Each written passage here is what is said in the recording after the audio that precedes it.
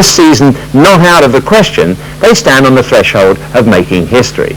Tony Gubber looks at how fish and football have become synonymous with the name of Grimsby. If you want to watch Grimsby play football, you have to make your way first to Cleethorpes, because that's where their Blundell Park ground is situated. But once the visitors had found their way here, win, lose or draw, they weren't allowed to leave empty-handed, because Grimsby had a very quaint tradition. They would always present the visiting team with a box of fish fillets. That gift is now no longer given by the club, with 3 fishes and a trawler on their badge. The Grimsby trawler fleet has certainly diminished, and the price of fish makes it white gold, but they're not the reasons. In these days, the Football League say even a box of fish would constitute a bribe. So it's without the help of the fruit of the sea that Grimsby aim for Football League history, and a 3rd consecutive promotion to take them from 4th to 1st Division like an express train.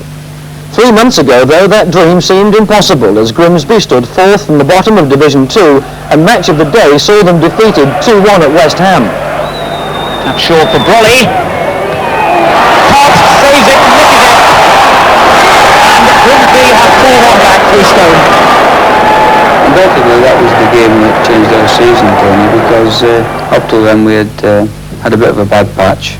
And John Lyle said after the game that, in fact, that if we kept playing like that, then there's no way, first of all, we'd be relegated, as looked likely at that time, and that's turned out to be true, because we've had this tremendous run since then. Do you think people here have woken up to the fact that you might actually have Manchester United and Liverpool and Arsenal playing at Grimsby next season? Well, it's, first of all started off as a dream, and now the dream is in danger of becoming a reality, and obviously we've not quite been able to plan for that reality.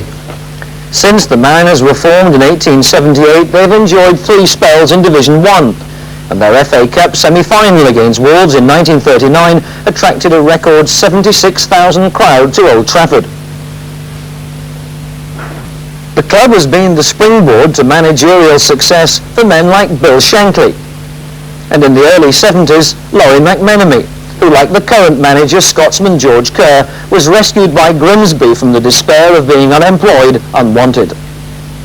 Well, Laurie McMenemy, he was on the dole, and I was on the dole for the 7 months. And once you've been on the dole, and you want to work, and you can't get a job, when eventually you manage to get back into the business, then you make sure that the situation doesn't arise again. It gives you an inner hardness that people who have not had the experience couldn't quite understand.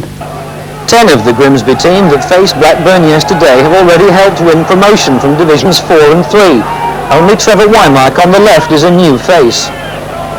But Blackburn's own promotion hopes were always going to be an obstacle to 2 easy points for Grimsby, and so too were sticky conditions. Drinkle coming. Keeley. Oh, and it's stuck. This is Wymark. Well, that would have been a gift for Wymark. He hung his head having pulled it wide of the goal. But you have to feel sorry for Blackburn, and in particular for Glenn Keeley, because that ball stuck in the mud and he was left for dead.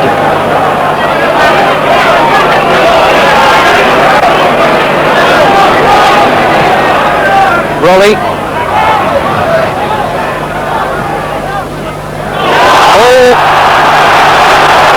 Moment's hesitation as Drinkle went down, and that hit the back of the referee. So now coming. Walters. Coming. Drinkle, surely. Off Arnold's legs.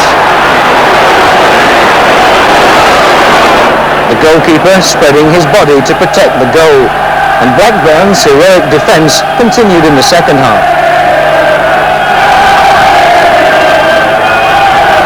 11 is coming, 9 is Drinkle, Waters is there too.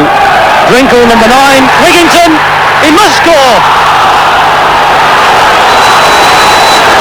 What a let-off for Blackburn. Number 5, the central defender Clive Wigginton, carried the ball forward. He really had a free shot at goal, should have scored, and it hit a defender on the knee. That time, the knee of fullback Rathbone denying Grimsby a goal as Blackburn hung on for a point. The little knot of 4 Grimsby players gathered again, waiting to make their separate runs. The header was Drinkle's, it's got to go in! How did that stay out? Oh, now Grimsby must be wondering how that ball is staying out of the back of the Blackburn net.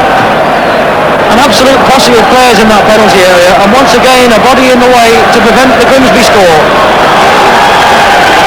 At the final whistle, a goalless draw. Only the second home point that Grimsby have dropped in the last 8 home games. Blackburn player-manager Howard Kendall aware afterwards that not many teams take a home point from Grimsby.